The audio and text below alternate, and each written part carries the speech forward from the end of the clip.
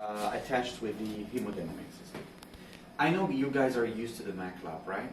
In the other lab, you're working with the MATLAB. The MATLAB is the GE hemodynamic system. The Census is the Siemens hemodynamic system. I believe you all have the basic knowledge when it comes to understanding hemodynamics, understanding patient CCG, and all these things, right? Okay. The only difference is basically knowing the buttonology. So what I'm going to do, hopefully I'll combine today the understanding of the machine with a little bit of science, okay? And I'm here also to answer all your questions. How about that? Good? Thank you. Wonderful. So that's the button where we start the machine. This button definitely starts the robotic system, and hopefully it will also start the hemodynamic system. That's a large display that should have the capability to change the templates differently. Change the templates. The templates of the system. What happened?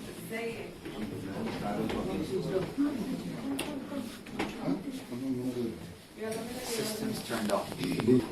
So, God forbid something happened and you want to press an emergency stop and you press on this button, what happens is that everything will turn off. The only way to turn it back on is basically to twist it back and it comes out. Now, I don't want to touch it again. It might actually cause some glitches, some electrical glitches. We don't want that to happen, okay?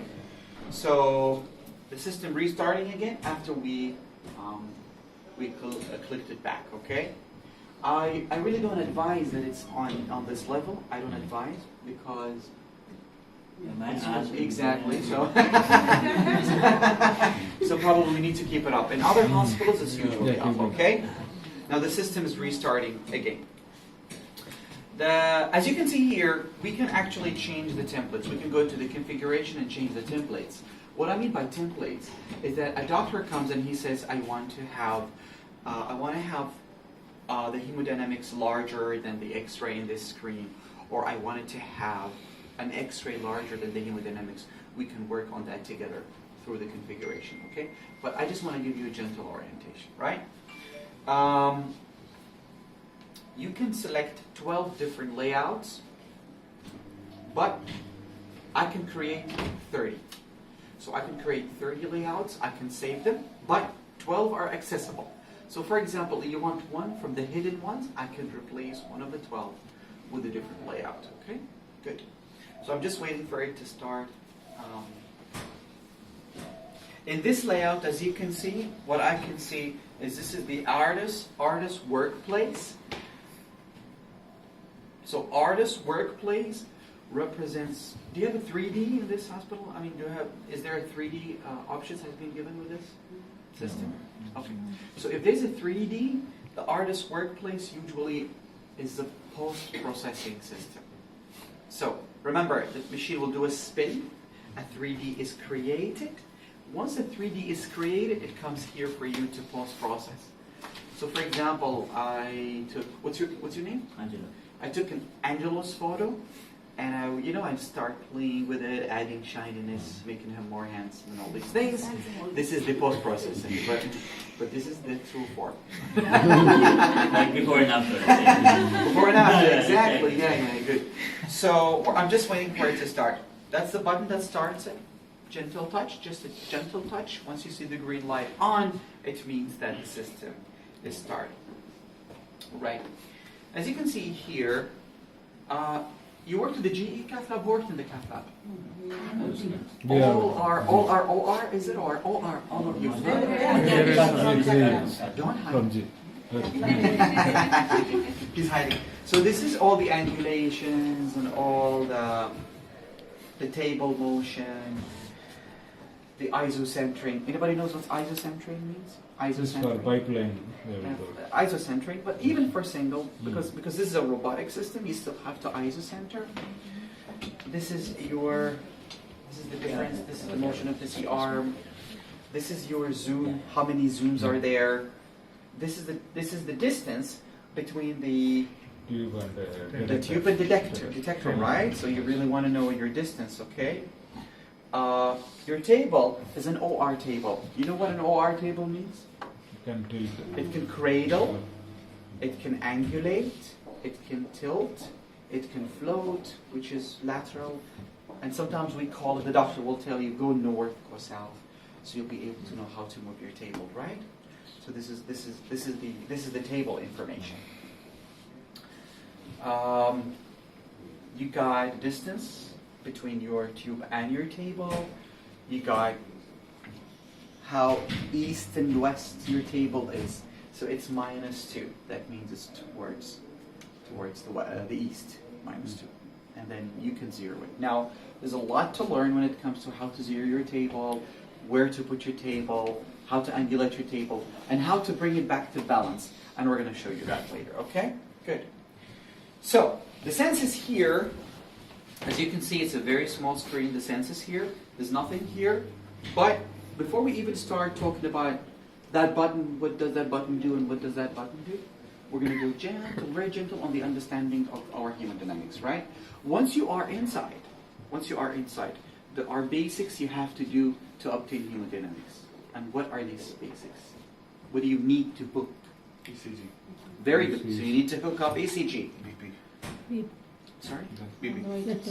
Blood pressure is exactly. Blood pressure, when you talk about blood pressure, it's either invasive or non-invasive. Very good. So the non-invasive is really, really easy. Usually we put it on the leg, right? Because if the patient is being cathed, sometimes they do radial. If they do radial, try to avoid putting your cuff, on the same hand. If they do cath on the right leg, usually it's on the right leg, try to put your cuff on the left leg. How do you put your cuff to get an accurate number? When you place your cuff, when you place your pressure cuff, please, the tube, the pressure reading tube, should be aligned with your popliteal artery, okay? Right? Should be aligned with your popliteal artery. So, wrap it, make sure the tube aligns with the popliteal artery. The closer you are to the knee, the more accurate the number is, okay? Good. So, non-invasive. How about the invasive? So the invasive, you have to have your flush line. What do you use? Do you use dragger flushing system? What do you have? Assist. We have an assist. Yeah. Very good. So the assist, what the assist does, it will take the pressure, it will give it to the sensors, it comes out here. But you still have to zero, right? Yeah. And zeroing means what? So what's the first step before you zero? You have to Mid-thoracic line should be. level it up. Yeah. Exactly. You have to level your zeroing to the mid-axillary line, or sometimes they call it Louis angle, okay? At Louis angle, okay? Louis angle is the mid-axillary line, okay? And then you zero, so you get proper numbers.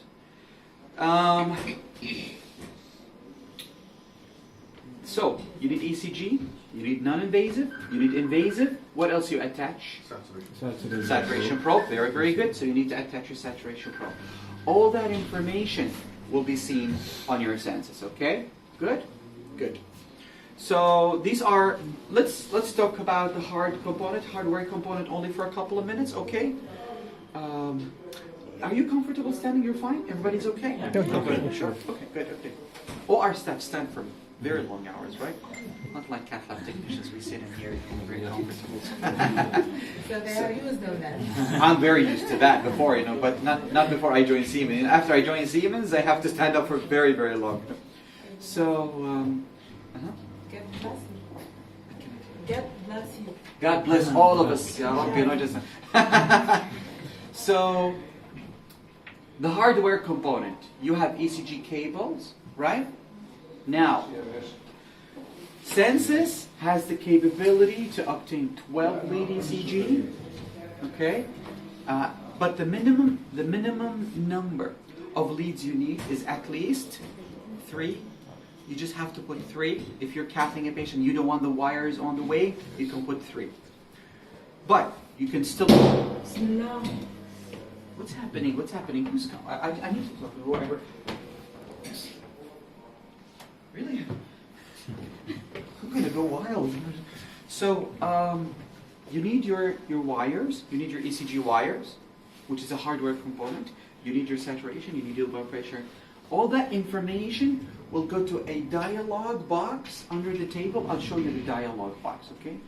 What dialog box do, it collects all that information into that dialog box. It gives it to our central processing system, and the central processing system shows it on your screen. Once it shows it on your screen, so it's like the human idea: sensing, integration, output. Okay. Sometimes you touch something hot by mistake, and then you do that automatically. Why is that? Because the sensors send the signal to the brain. It's too hot, automatically. It's the same idea. The machine takes all the information needed. It processes it and it shows it on your screen. Okay, good, cool. So, give me a single minute. I'm gonna see where is the dialog box, and I'll be with you. Hardware component. Okay. So as you can see here, that's your ECG lines, right? You're very familiar with this. Now, what you see here, this is your limb leads. Okay. What's missing is your chest leads. In order for you to obtain a 12-lead ECG, Mr. Gotham is going to show you where is the other 5 pieces. It's hidden or right somewhere. It's in a box somewhere. In a box. So there's a lot of accessories with the box. So you attach this one. You get five leads. These are sufficient enough to start a case. If you want to do a 12-lead ECG, attach the other 5 leads, and then you can attach it. Yes, sir. Please. Okay. So you can attach the remaining 5. You can have what? 12 lead. And I'm going to show you how to obtain 12 lead on the census. Okay? This is your ECG. Now this is your hemopod. Now the hemopod, if you want to do a manual pressure reading, this is where you attach it. Now you said to me that you have an assist in here, so the assist can give you the information. Usually the assist is attached to the side of the bed. Please level it. Make sure you know how to zero it, okay? And then it's going to give you pressure. Okay, so this is your hemopod, okay? What else do we have here? So this is that's the electricity cable. This is our dialog box. Remember I told you all the information goes to a dialog box? The dialog box, and this setting is on the trough. That is your ECG, as we have seen. Just looking at the non-invasive. I wonder where is the non-invasive blood pressure. The non-invasive. So that is ECG. Okay. I will ask Gotham to get us the cuff, the pressure cuffs, and I'll show you how to attach it along with the pulse oximeter set. Okay. I'm not very good at figuring out wires, but I'll see where are we with these wires. Okay. So that's electricity, that's a hemodynamic, that's an ECG. The non-invasive and the pulse oximeter, later I will ask Gotham to bring them so I can attach them. Okay, excellent work. So this is the other remaining 5 chest leads, okay? So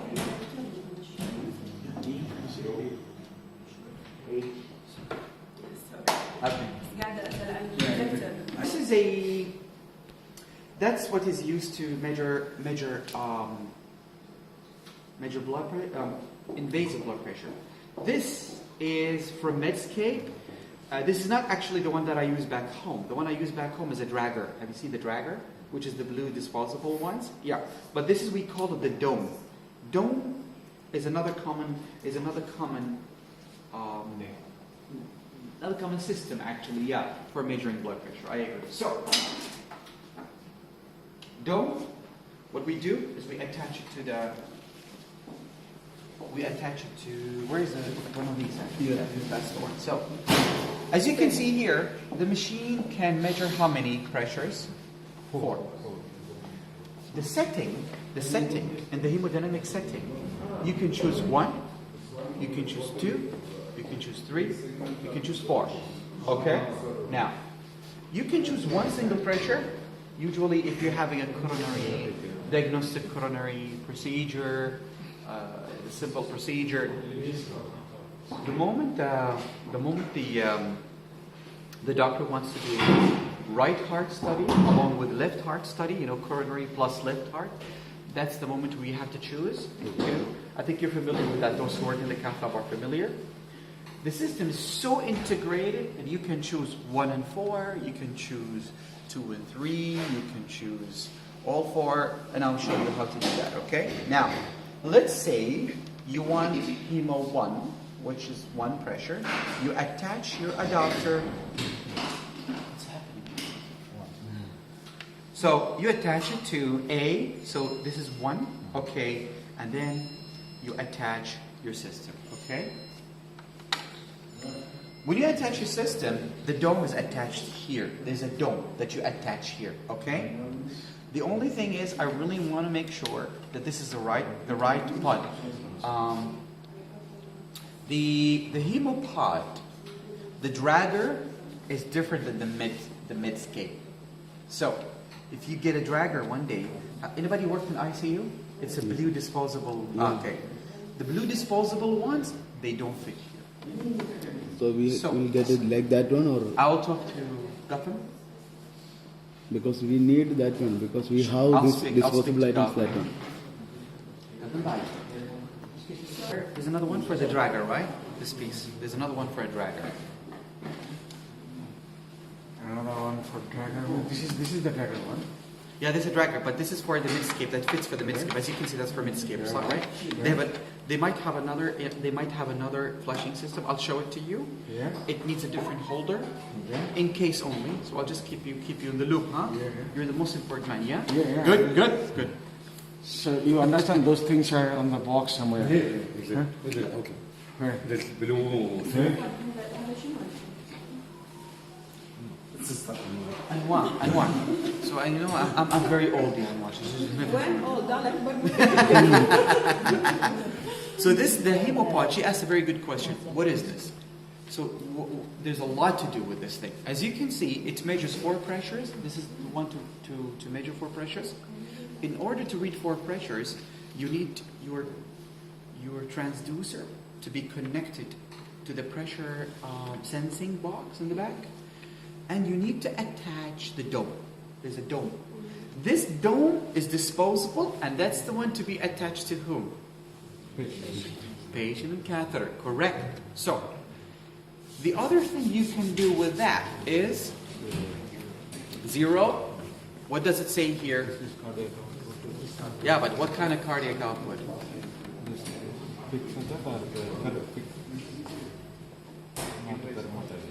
Thermodilution, good. Because Fick method doesn't need button. Fick method needs samples, huh? Good. So, this is the cardiac output using. Have you ever heard of thermodilution, cardiac output?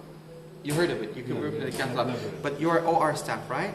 Okay, I'm going to teach you what is that. Don't worry, I'm going to get you a little bit through the science. Don't worry about that. I know a lot of people have like big question marks. What's going on in here?